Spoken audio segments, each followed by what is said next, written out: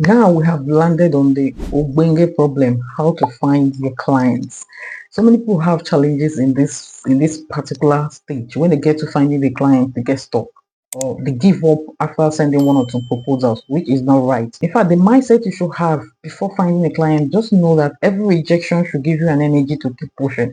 Don't give up. Most freelancers have experienced rejection at some point, so it's not something peculiar to you. How to get your clients? Use platforms like LinkedIn to connect to your potential clients. This platform is a very good place where you can see business owners who will be needing your services. In this case, at this point, networking should be your best friend. You have to learn to network with your potential clients and engage with their posts. Then, secondly, join Facebook groups. Facebook group for entrepreneurs because they often need services of a virtual assistant. Lastly, don't underestimate cold pitching. People used to say, you see most people making posts and they say they don't like cold pitching. Cold pitching is like reaching out to someone who you don't know from Adams, telling the person the kind of services you can offer and giving the person your credentials, and if the person will only get back to you if he or she needs your services, and in some cases they just blank you out. But then don't underestimate that, because there are a lot of people who are in desperate need of something and they don't know how to go out and search for it. So it is those kind of people who would rather wait for those people to come meet them. So cold pitching is still okay. You can reach out to maybe all the social media accounts that you admire so much. You can reach out to them and tell them the services you can offer them to help their businesses grow. The person could be in need of that services at that time and they are not even realizing that they need such services. So reaching out to them is going to kind of trigger something that they need to have an extra hand to do this for them. So now let's address the elephant in the room. Like, this is the reason you're actually working. Pricing. So most beginners get confused at what rate should they offer for their services, what charges should they how should they charge for the services. Now, for a beginner, I would advise you check out what other people in your niche are charging at that particular platform. Something somewhere like Upwork, you could check out what virtual assistants in your niche are charging, what social media virtual assistants are charging.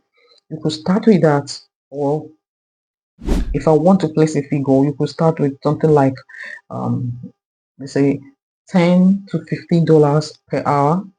Then as time progresses, you're becoming an expert. As you gain experience and time progresses and you get more specialized, more equipped with knowledges, you can now increase the cost as time goes on.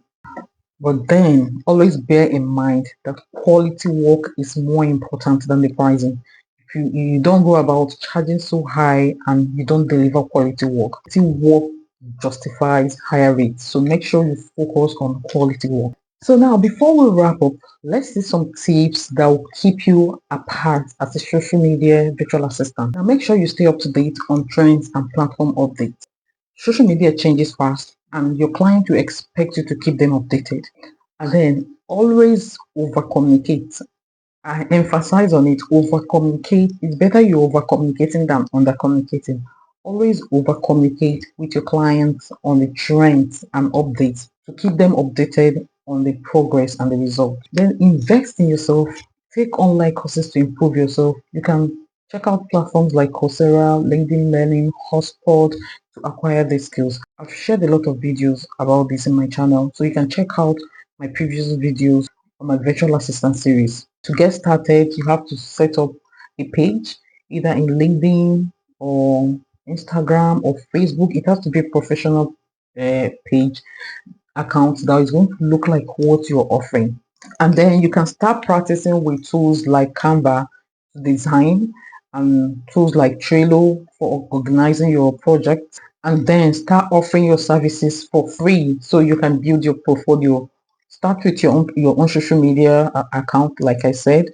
Then can now offer to manage accounts for your friends or your family, so that this will help you build a portfolio. It will help you have something to showcase and say, okay, I did this and this is the result of what I did. And more importantly, start networking.